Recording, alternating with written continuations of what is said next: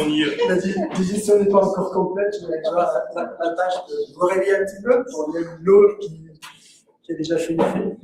Bien, donc Omar El Mazrech de l'Institut l'Amour. Alors, le nom des co-auteurs, en fait, collègues, postdoc et doctorants qui ont participé à ce travail-là. Donc, alors, je ne suis pas vraiment de la communauté. Alors, ce que j'essaie de vous présenter, c'est plutôt la partie device, des hétérostructures qui vont combiner des matériaux piézoélectriques, magnéto-élastiques ou restrictifs, plus des isolants, plus des métaux pour faire des capteurs de champ magnétique à base de dispositifs à angle élastique de surface, ou en anglais Surface Acoustic Wave, SAE.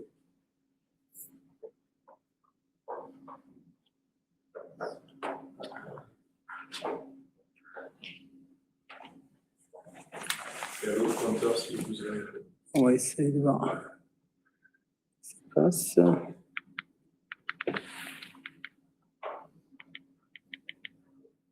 Bon, on va juste essayer de prendre notre compteur.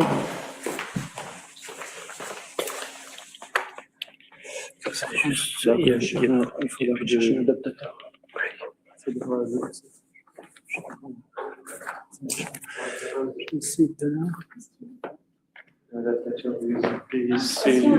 Je dois en avoir, Non, c'est bon, ça marche. C'est bon, ça marche. Voilà. Bien, donc le plan, donc je vais faire une petite introduction, les motivations de ces devices-là. Je vais rappeler un peu le principe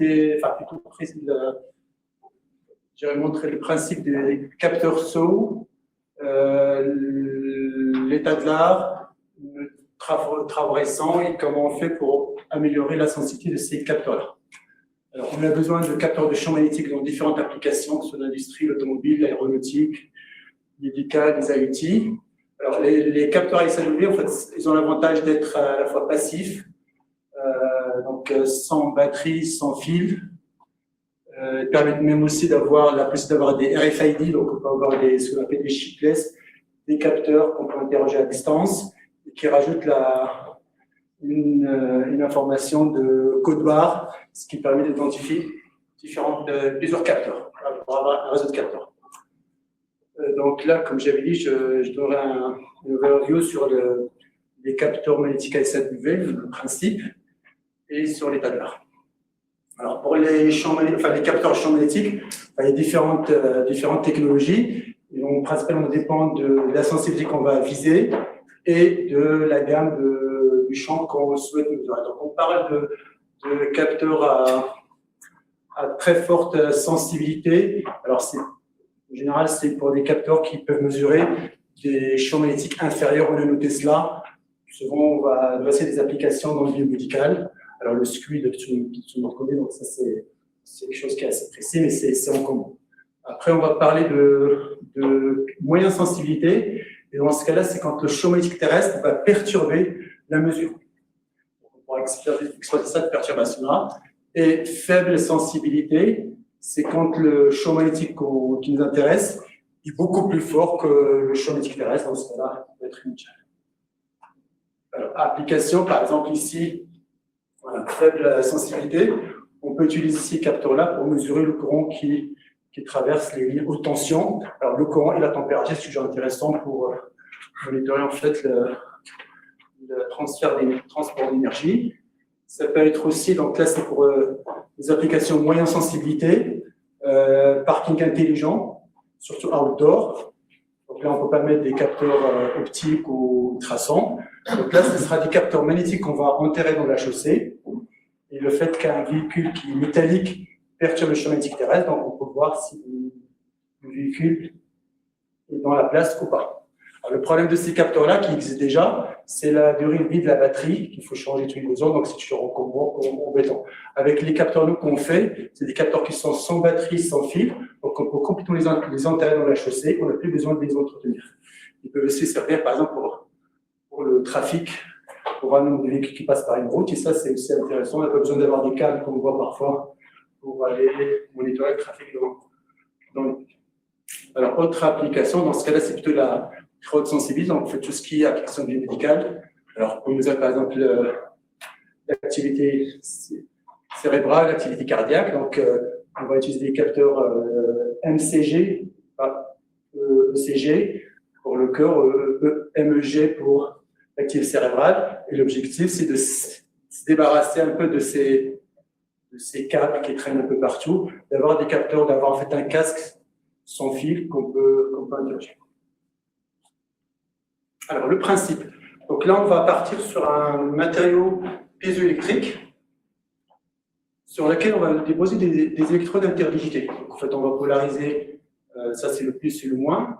Et là, ça va générer, en fait, avec le champ électrique, on va générer des formations mécaniques qui vont générer une onde qui va se propager. Si on fait les choses bien, par exemple, si on choisit la bonne fréquence, donc si la période de ces interdigites est proportionnelle à la fréquence du signal, à la période du signal, donc on arrive en fait à avoir quelque chose de cumulatif. Donc j'applique un signal électrique à la bonne fréquence, et je génère une onde qui se propage. Alors si je mets un autre interdigite en face, l'onde que je génère, donc électrique conversion en onde mécanique, donc piézoélectricité inverse, va se propager quand il arrive sur la deuxième interdigite. C'est l'onde mécanique qui devient électrique. Et là, je viens de faire tout simplement une ligne à retard ou un filtre. Filtre parce qu'en fait, seules les fréquences qui vont être proportionnelles à V sur lambda. Donc, lambda, c'est la longueur d'onde qui est imposée par la géométrie des interdigites. V, c'est la vitesse d'onde élastique. Donc, je viens de faire un filtre. Et ce sont ces composants-là que vous trouvez dans vos téléphones portables pour faire des filtres pour les télécoms. Toutes les fréquences, pour choisir entre une bonne fréquence et une autre.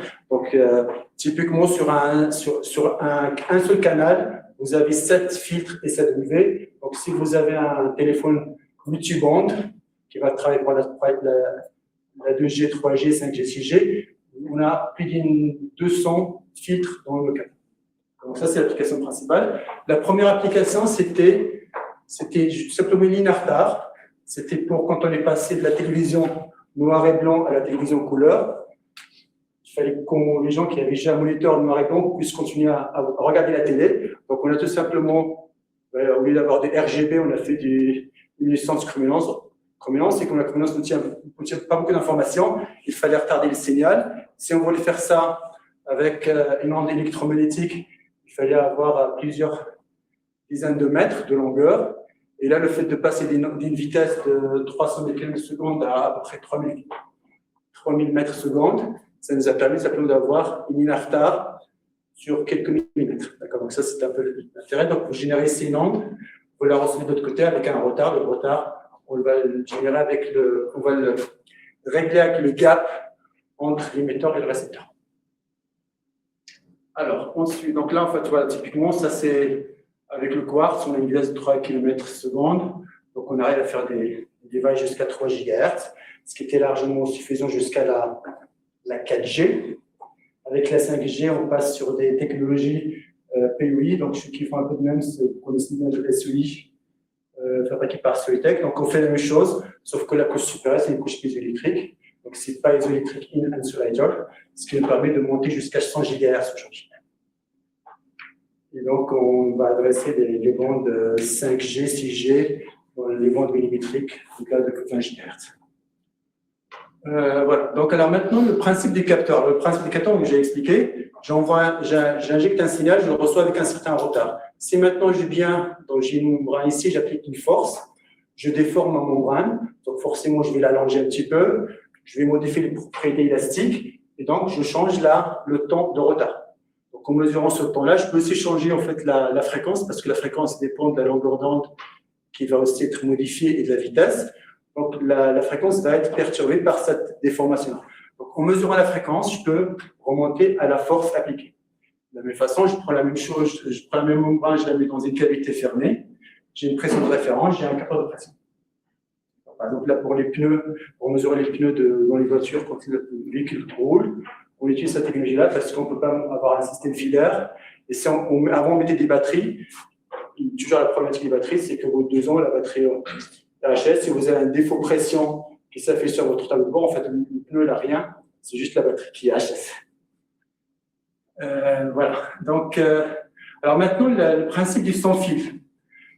Donc là, j'ai un matériau piezo sur lequel j'ai mes électrodes interdigités. Si je connecte ça à une antenne, j'envoie tout simplement un signal radiofréquence, un burst.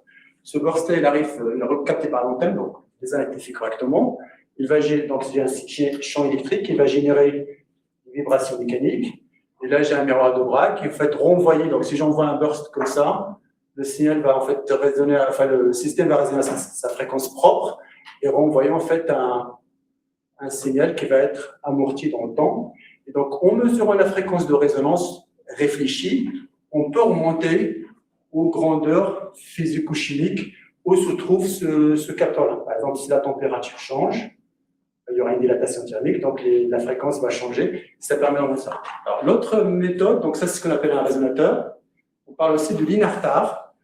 Même principe, genre mon unité, antenne, j'envoie une impulsion. Cette impulsion arrive ici, convertie en onde mécanique, se propage. Là, on va mettre dans son chemin plusieurs réflecteurs. Il va se réfléchir une première fois, une deuxième fois, une troisième fois, une quatrième fois. Et ça, c'est renvoyé vers l'unité, converti en onde électrique, renvoyé par l'antenne vers l'unité d'interrogation. Et si j'envoie une impulsion, le fait que ici j'avais 4 réflecteurs, je vais envoyer un signal avec 4 réflexions. Et ce qui est intéressant, si je supprime ce réflecteur-là, je n'aurai pas cette impulsion-là. Donc, en fait, le signal électrique reçu est l'image de mon code barre. J'ai un code barre à deux fréquences, c'est ce qu'on appelle un RFID. Alors maintenant pour le capteur. Alors, j'avais dit, donc si vous avez une variation de température, vous avez une dilatation thermique. Dilatation thermique, c'est-à-dire en fait que les distances vont changer.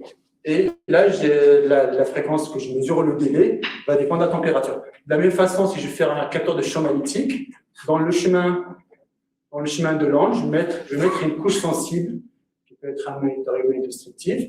Et quand vous avez un champ magnétique, il va modifier les propriétés de ce matériau-là, et donc les propriétés de l'onde, et j'ai un capteur magnétique. De la même façon, je peux faire un capteur de champ électrique, un capteur sensible aux radiations, qu'il soit UV ou même nucléaire, ou un capteur de gaz. Alors, je pense à l'IMES, c'est beaucoup de collègues qui ont travaillé là-dessus, en mettant en fait une couche qui absorbe un certain gaz, donc on met des couches sélectives. Donc là, ça c'est le principe du capteur. Donc c'est ça qu'on va exploiter. Et donc pour nous, on va s'intéresser au capteur magnétique. Alors on va avoir plusieurs configurations. Ça peut être, ce que je viens de montrer là, en fait, on met la couche sensible dans le chemin de l'onde. On peut aussi fabriquer les électrodes métalliques avec la couche magnétostrictive, ou encore avoir un substrat magnétosensible sur lequel on va déposer un film piézoélectrique et avoir le même principe, ou avoir une membrane. Donc là, je parle tout à l'heure des wafers SOI, silicone insulateur, donc ça peut être la même chose, en fait, d'avoir un piézo, avoir la couche sensible ici, ou aussi il y a même des personnes qui ont utilisé une impédance qui va charger l'unité de sortie, donc la variation d'impédance du champ magnétique va modifier les propriétés. Donc il y a différentes configurations pour faire le capteur qu'on veut, suivant l'application visée. Alors, le principe est simple. Là, ça, c'est mon substrat piézoélectrique. Ça, c'est la couche sensible, magnétostrictive. Donc, quand vous appliquez un champ, vous allez générer des contraintes de magnétostriction sur cette couche-là, qui va aussi contraindre le piézo et donc modifier ses propriétés élastiques. Et c'est ça qu'on va mesurer. Donc, si vous avez ici une fréquence, là, j'ai la fréquence de résonance de mon capteur. Quand j'applique un champ magnétique, cette fréquence va être shiftée et donc, c'est ce que je vais essayer de mesurer. Alors, on peut avoir donc là, limite, parce qu'on n'a pas beaucoup de temps, je vais être un peu rapide. Donc, dans les là, en fait, les différentes structures que j'ai dit tout à l'heure ont été testées. Soit on utilise les électrodes, là, c'était du nickel, c'est les premiers travaux donc, qui datent de 2011. Alors, la structure la plus ancienne, c'est de 1975, donc les gens ils sont amusés avec ça. Alors, ça a été un peu oublié pendant un certain temps, et c'est le fait qu'on arrive à faire des capteurs sans fil, qui a en fait donné un renouveau à cette technologie-là. Donc, actuellement, il y a beaucoup de travaux là-dessus. Je passe. Donc, après, on peut voir aussi des structures. Alors, ça, c'est ce que j'ai présenté, des structures multicouches qui vont permettre d'avoir un certain nombre d'avantages. Donc, je vais m'attarder là-dessus. Ça, c'est un peu l'état de l'art. Donc, différentes structures. Ça peut être le dispositif, ça sera un résonateur ou une delay line, donc une artar. Avec là le matériau utilisé, le matériau piézoélectrique utilisé, on a besoin. La couche sensible, donc ça peut être du nickel, du cobalt ferro, enfin, différentes structures, on a fait le champ suivant qu'on veut mesurer. Là, on a un peu les sensibilités donc déterminées en relatif, donc en ppm par millitesla, ou en absolu, directement Hertz par millitesla. Donc, je donne les références. Si les gens sont intéressés, je pourrais partager les transparents. Alors, donc, je reviens sur nos travaux. Alors, donc, tout ce que j'ai montré là, jusqu'à présent, il y a beaucoup de travaux. Les gens ne sont pas forcément intéressés à une problématique qui est la température, parce qu'en fait, le capteur peut être, bien sûr, sensible au champ magnétique, mais il est, par définition, sensible à la température. J'ai montré avec une indication. Et parfois, la sensibilité à la température est beaucoup plus importante que celle du champ magnétique. Si je prends juste l'exemple que j'avais cité tout à l'heure, vous mesurez le courant qui traverse les fils électriques. Donc là, on mesure le champ, ce qui est généré par le système électrique. Le problème, c'est quand vous faites passer 100 ampères ou vous faites passer 1000 ampères dans le câble, la température du câble augmente. Et cette température-là va générer en fait une variation de fréquence. Donc il faudra pouvoir mesurer les deux, ou sinon il faut faire des capteurs qui doivent être insensibles à la température. Donc c'est un peu ce qu'on a essayé de faire. Alors dans un premier temps, on a essayé de travailler avec des structures multicouches, dans lesquelles le quartz c'est le substrat piezo. On a rajouté, alors ce qui est aussi important dans les capteurs SO, donc on parle de leur coefficient TCF, c'est la température quotient fréquentiel, donc ça va la fréquence avec la température. Alors, dans les télécoms, on va toujours viser 0. Il faut que le device, enfin le filtre par exemple, il faut qu'il soit insensible à la température. Que vous soyez dans le désert ou dans le pôle Nord, il faut que la fréquence ne bouge pas. Nous, on va faire plutôt l'inverse. Quand on fait des capteurs, on va exploiter ce défaut-là. Donc, on va plutôt chercher des capteurs qui ont un TCF grand pour faire un capteur température. Mais si je fais un capteur magnétique, il faudra que j'allume ce coefficient. Donc, ce qu'on va essayer de faire, on va mélanger différentes couches. Par exemple, le quartz, on sait qu'il a un coefficient, un TCF qui peut être nul, positif. L'oxyde de zinc, il est négatif. Le cobalt ferro, il est négatif. Donc, en fait, on va faire un peu l'ingénierie on va faire du design. Donc, on va choisir les bonnes épaisseurs pour que la structure finale nous donne un TCF égal à 0, insensible à la température. Donc, ce qui a été par exemple fait ici, alors là, on a tout simplement, ça c'est ça c'est une mesure, mais on peut aussi le déterminer par calcul. Donc, suivant en fait l'épaisseur de la couche d'oxyde de zinc, on voit la version TCF. Donc, on voit que le TCF égal à 0, on l'a à peu près pour 500 nanomètres. Et pour 500 nanomètres, dès qu'on rajoute du cobalt de fer, le TCF va devenir négatif.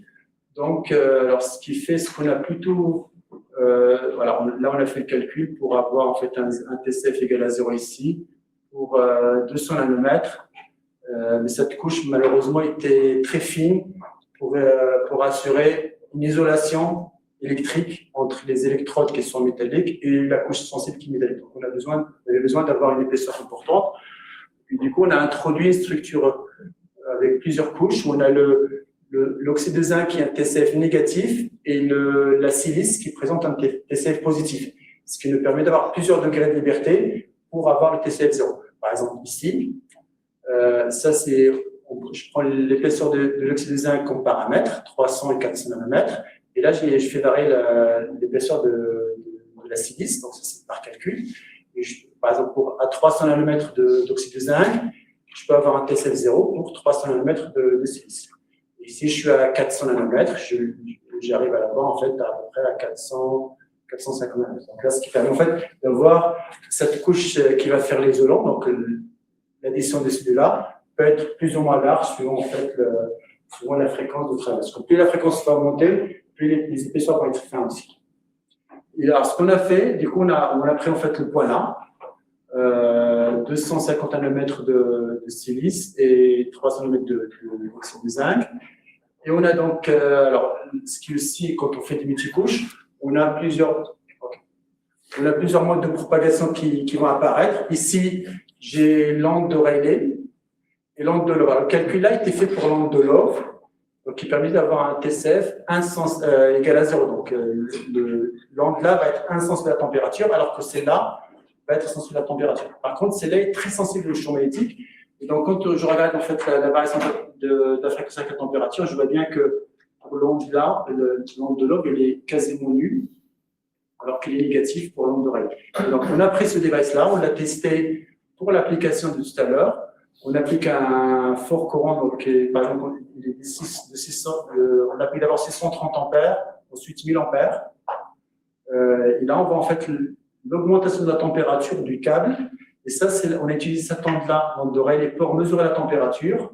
Et l'autre onde va être utilisée pour mesurer le champ magnétique. Donc, avec un seul capteur, on arrive à mesurer les deux, température et champ magnétique. Et si je le passe, c'est une façon pour en fait tout simplement enlever l'hystérésis. On en parlera plus tard. Alors, l'autre device, et ça va être très rapide, ça c'est là on rajoute le code barre, j'ai dit tout à l'heure, en fait, ce qui permet d'avoir l'identification. Donc, nous, en fait, ça c'est la structure classique utilisée en général avec les SO.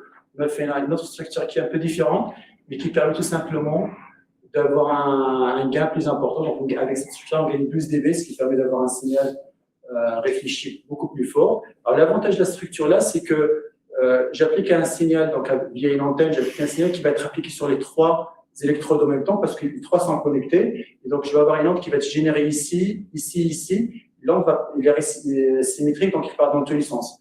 Donc, le pic que je vois là, le pic 1, il correspond au chemin entre l'électrode là et celle-là. En fait, c'est le chemin dans les deux sens.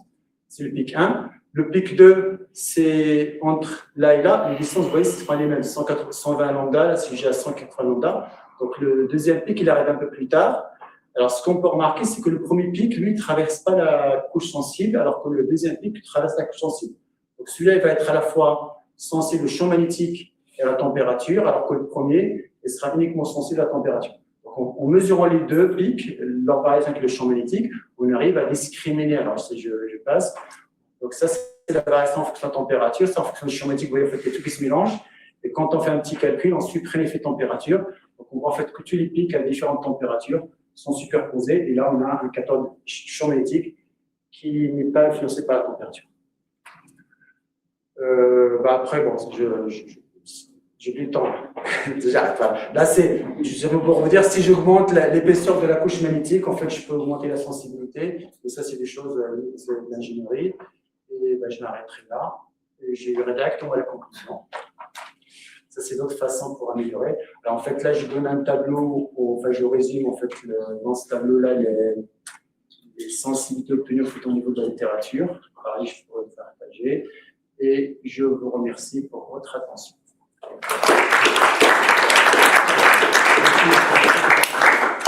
Merci. Une question rapide, peut-être. Sinon, vous avez le temps après pendant les posters. On a eu beaucoup de temps et pas tant de posters que ça. Dans tous les cas, quand on soit sous forme de substrat pour le matériau piézoélectrique, soit sous forme de membrane, il faut qu'on soit très proche du monocristal. C'est-à-dire que même la membrane, elle doit être, en fait, c'est un cristal qui est assis. Effectivement, d'ailleurs, en fait, c'est pour ça que je parlais de Solitech, parce que jusqu'à présent, on voulait faire des membranes, parce que de toute façon, plus on a mince, on peut monter en fréquence aussi, c'est intéressant, mais avec les couches minces, on n'arrive pas à maîtriser, les dépôts couches minces. Alors maintenant, on part de cristaux, de monocristaux, qu'on affine avec la technologie SmartCat de Purus, qui permet d'avoir vraiment un film mais monocristal. La sensibilité, la précision dépend de la qualité de la partie piézoélectrique, donc il faut être très proche du monocristal. Il y a la précision, mais il y a aussi on parle de couplage en fait, des performances. Les performances dépendent de cette qualité-là. Merci. Merci.